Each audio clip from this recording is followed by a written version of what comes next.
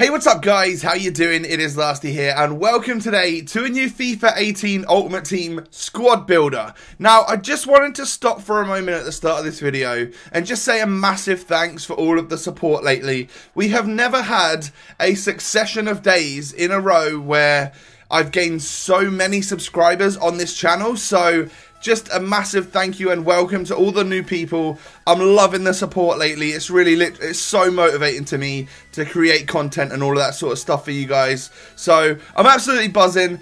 If you are new to the channel, click that subscribe button and hit the thumbs up button on today's video as well. Let's get in to this cheap and overpowered squad builder that you could start things off with on FIFA 18 Ultimate Team.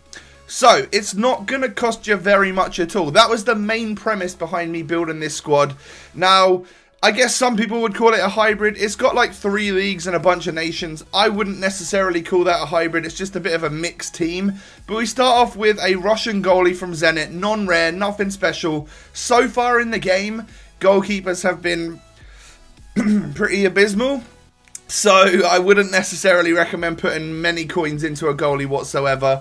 If it's going to go in, it's going to go in, right? But moving on to the defence, we've got Alex Telles, or Telles, however you say his name, Brazilian for Porto in the Portuguese league. 83 pace, good dribbling and passing, and then average defending and physical. They'll do. Those stats will do just fine. We've then got Karsdorp, who is a transfer to Roma in the Italian league. 87 pace, very, very quick there for a fullback. 6 foot tall with that pace as well. Good dribbling and passing, and then good defending, great physical on this player. He is a great right back, highly recommend him. We then have 2 Russian league centre-backs. One is Russian, and I can't pronounce his name. Yeah, I'm not even going to try. Apologies to anyone from Russia that might be watching this. Maybe you can let me know how to pronounce it. But he's got 82 pace as a centre-back. And then we have Emmanuel Mamama. That's such a cool name, actually. 75 rated, but he's got 79 pace and 75 defending as a 6 foot tall centre-back. Medium high work rates, not too bad. I wouldn't say that those 2 defenders are the most solid thing in the world, but they are quick, and sometimes I feel like you need quick defenders on this game to help you keep up with those strikers, because every striker feels quick to me on FIFA 18. So moving on in to the midfield then, we start again with a strong link to Alex Telles, a Portuguese midfielder by the name of Hector Herrera. So, the Mexican midfielder has just got really well-rounded stats, and he's a really well-rounded card. 6 foot tall, high work rates, 3-star skills and 4-star weak foot. Like, generally, that's just a decent player on Ultimate Team. That's exactly the sort of thing you're looking for.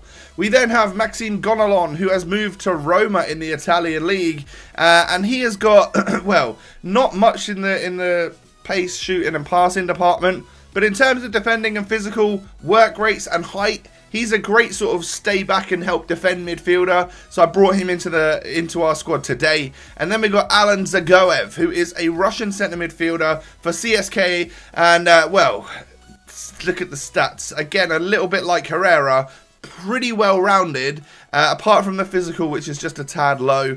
So, I think in the midfield there, I mean, we've got 79, 80, 80. That is sort of the benchmark of, like, decent midfielders, not too bad, and I don't think they're going to cost you an arm and a leg. Now, we move up to our strike force today. We've got an Algerian and 2 Brazilians, and we'll start off with that left-hand side, 82 rated Brahimi. So, he is a Porto player. We've just used a strong, like, triple link or a double link between Porto players here today. 80 pace, but what I was really interested in was 89 dribbling. Dribbling seems to be a great factor in this year, and 4-star skill moves. So, wanted to see how he would perform. A little bit lackluster in terms of output, but generally on the ball seemed pretty good.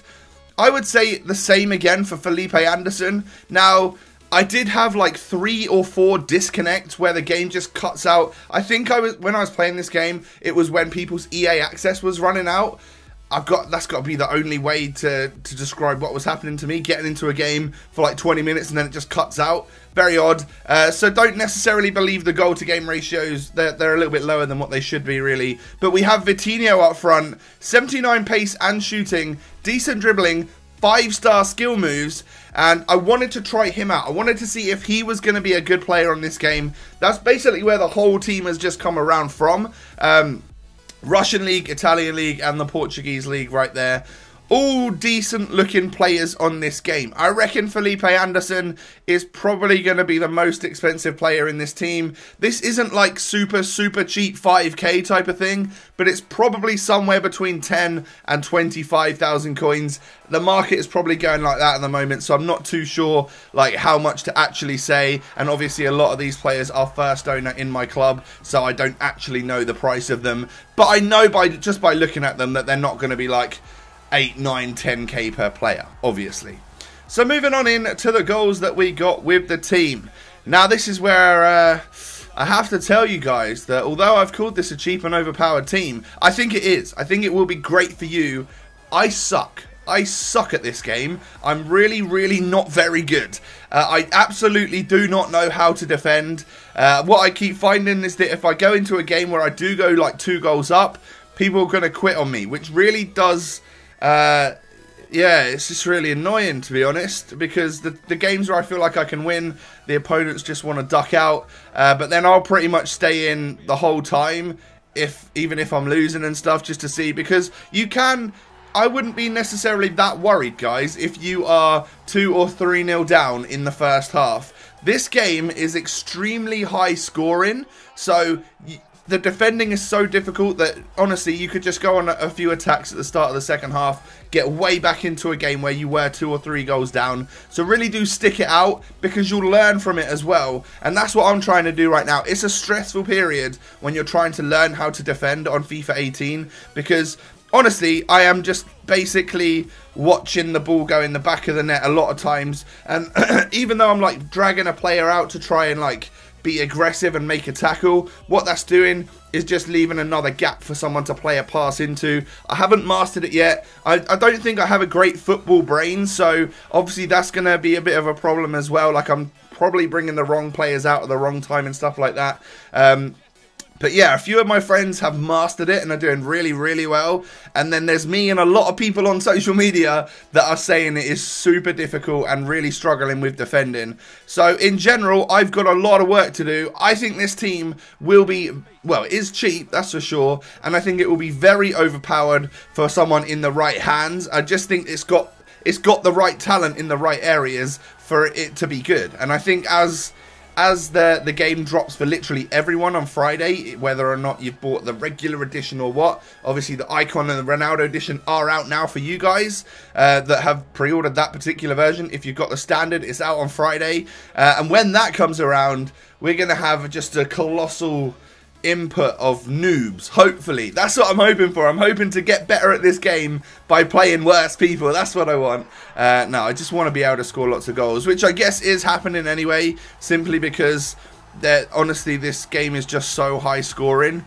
I do get a little bit stuck on the edge of the box sometimes. I find that my opponents seem to defend relatively well. If I'm just trying to hang it on the edge of the box, it always seems quite clumped up. There's lots of defenders and midfielders there. There's not often a lot of space. So the thing to do is to really just sort of keep that ball moving. One-touch passing here and there, and then they can't quite catch up to what you're trying to do.